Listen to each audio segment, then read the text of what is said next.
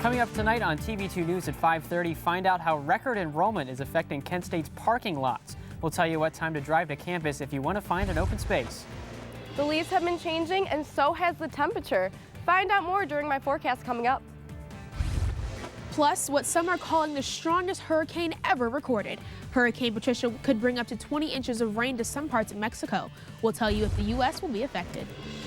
The Flashes will take on the Falcons for the #1 team in the MAC East Division. Portage County's only truly local news station starts now. From the award-winning Kent State Student Media Newsroom, this is Portage County's TV2 News at 5:30. Record enrollment is starting to affect parking on Kent State's main campus. Good evening, Kent State and all of Portage County. I'm Ben Orner. And I'm Savannah McCarthy. Higher numbers of incoming students have commuters tackling low parking availability. TV2's Daniel Henderson has more on what Kent State Parking Services is doing to handle the problem. Earlier this year, Kent State University announced record enrollment with almost 27.5 thousand students at the main campus.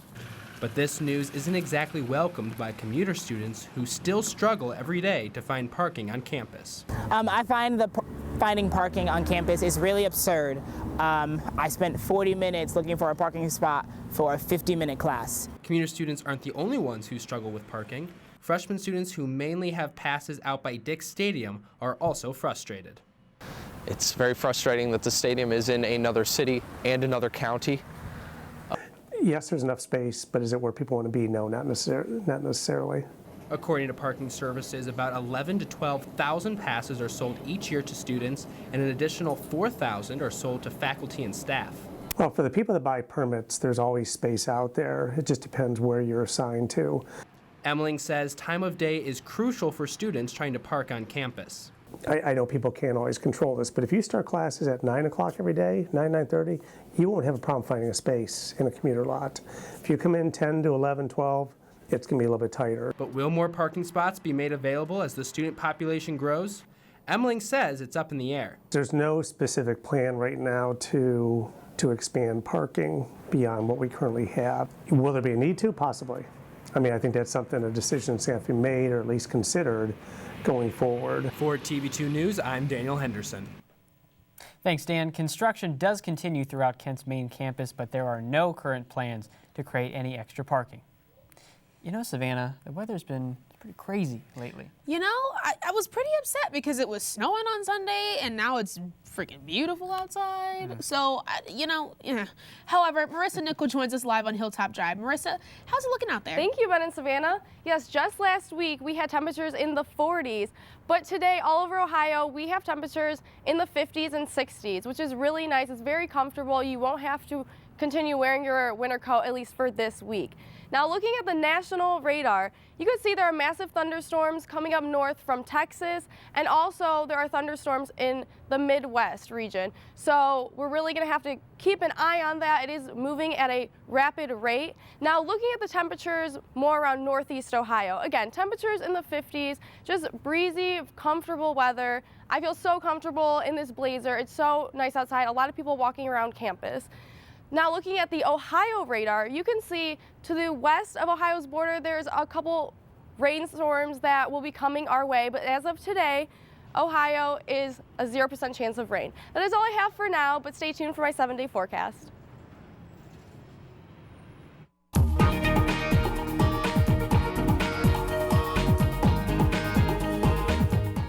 The Portage County Board of Health is the first health board in Ohio to pass a resolution asking for a moratorium on new injection wells. The board voted to ask state officials for permission to put holds on the use of new wells that will be used to dispose of waste from drilling underground.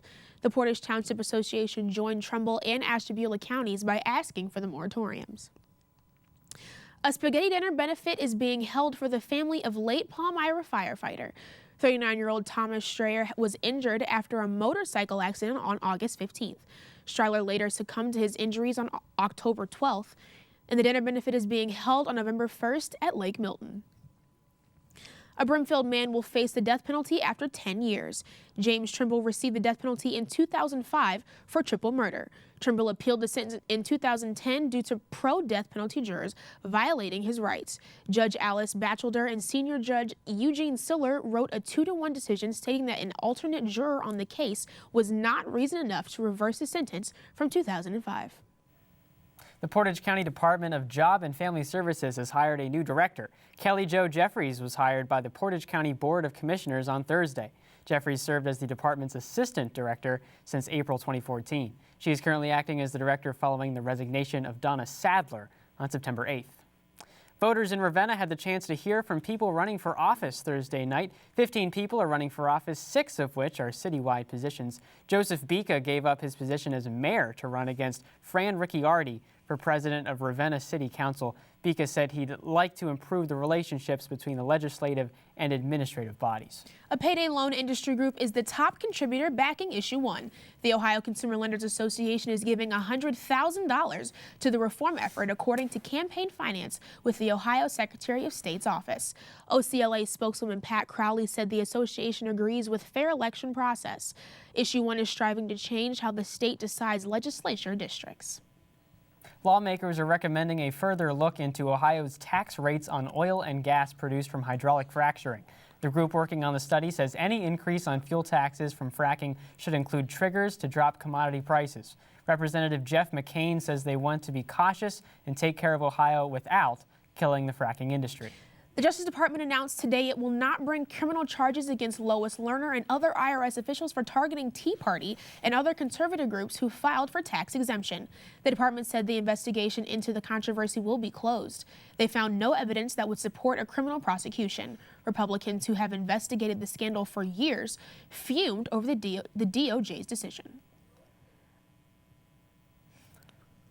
Lawmakers in the House will vote today on what could gut Obamacare. The bill would eliminate large portions of Obamacare as well as Planned Parenthood. Conservatives, including Ted Cruz and Marco Rubio, are urging Republicans to go against the bill. They say the measure doesn't do enough to completely eliminate Obamacare. Another Democratic candidate has bowed out from the presidential race this week. Former Governor Lincoln Chafee officially dropped out this morning. Chafee made the announcement during the DNC's annual Women's Leadership Forum in Washington. This leaves Hillary Clinton, Bernie Sanders, and Martin O'Malley contending for the Democratic nomination. Congressman Paul Ryan is now running for Speaker of the House.